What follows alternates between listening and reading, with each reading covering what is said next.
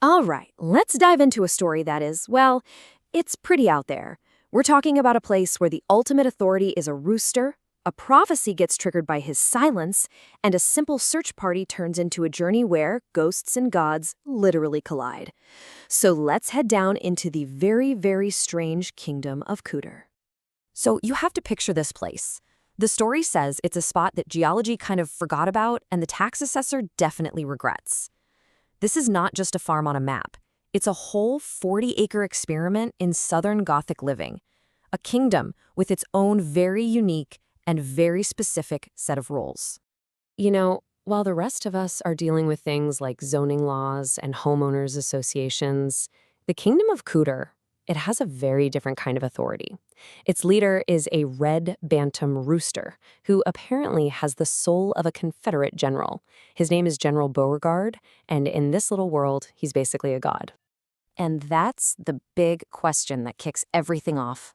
Our narrator, who calls himself the Chicken Oracle, wakes up one morning and the triumphant crow that usually orders his entire universe is just gone. There's only silence. The god of his world has gone quiet. Now, the general's silence isn't just an inconvenience, you see. It actually triggers a prophecy. It's called the Prophecy of the General, and it's this whole series of really bizarre signs that all have to line up perfectly for order and, the rooster, to be restored. And this prophecy, it is not vague. It is incredibly specific. For the general to come back, 5 signs have to happen in order. And as our oracle starts looking around, he realizes the first 3. The rattling corn, his mother's sigh, and the stubborn donkey, yep, they've already happened. The prophecy is officially in motion. And right here, you see the 2 competing philosophies on the farm. Our oracle has this deeply sacred, theological view of the rooster, but his father, Papa, he's all business. To him, a rooster is just an asset, not some kind of deity. And that tension, it's really at the heart of this whole kingdom. Okay, so the 4th sign appears, a wind that smells like hay and heartbreak. It all comes down to Okra the pig. She needs to grunt 3 times. She grunts once, twice, and then just stops. And just like that, the prophecy is stalled, leaving the entire kingdom just hanging in limbo. Convinced the general is lost down in the treacherous river bottoms, a place the old French trappers called the place where boots go to die, the oracle grabs his catchpole and heads down into the swamp to find his god. Deep in the swamp, he finds it, a single feather, but it's perfectly placed on a cypress knee. This wasn't a struggle, it's a clue, a deliberate marker. It suggests that General isn't a victim, he's on a mission of his own. And his theory gets confirmed by a local river person, who actually saw the general marching with real purpose towards the railroad tracks. But then, there's a twist. He was being followed by a mysterious white dog, a local legend known as the ghost dog of the Saline. And this is where the story goes completely off the rails. The oracle finds the general in a standoff with a glowing lantern, a lantern that belongs to Rosemarie, who is the ghost of a brakeman's wife. And in this moment of just pure rooster fury, the general attacks the light and puts it out. He literally fights a ghost and wins. So the oracle returns with the triumphant general right as this massive downpour starts. But they're not out of the woods yet. There is one final, absolutely crucial piece of the prophecy that has to be fulfilled. In the middle of the pouring rain, the oracle presents the rooster to Okra the pig. The rooster and the pig just lock eyes. I mean, it's a meeting of titans. The fate of the entire kingdom is hanging in the balance. And then it happens. Okra looks at the rooster, and she lets out that 3rd, decisive grunt. The narrator says it sounded like a gavel hitting a bench. Case closed. The prophecy is fulfilled. And instantly, everything snaps into place. The rain just stops, the wind shifts, and General Beauregard hops onto the highest roost and lets out this massive, triumphant crow. It's a declaration of war against the silence, and just like that, order is restored to the Kingdom of Cooter.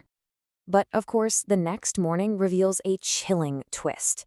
Fulfilling the prophecy, that wasn't the end of the story.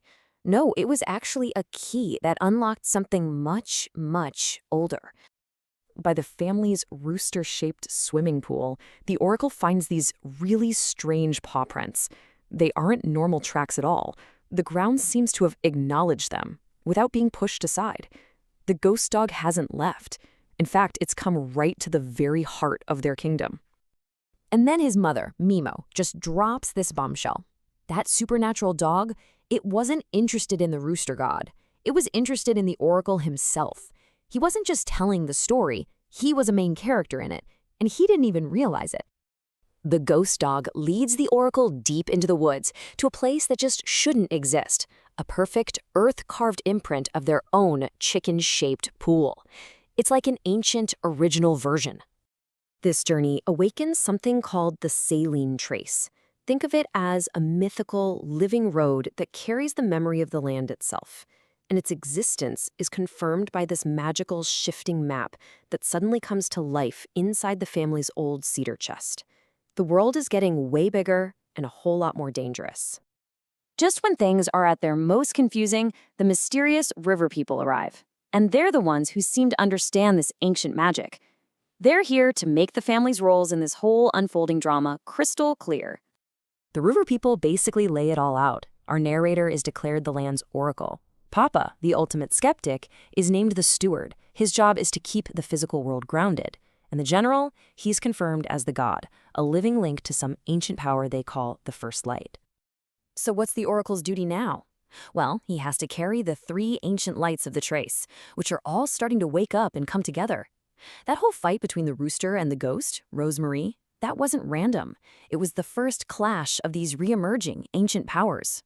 So this whole quest started just to find one little rooster, but it ended up awakening an entire supernatural ecosystem. The oracle, he's now carrying the light, but he has to walk this path between the living and the dead, between myth and mud. The fate of this strange, forgotten piece of land now rests entirely on his shoulders. Which leaves us with the question, what shadows will his new light cast?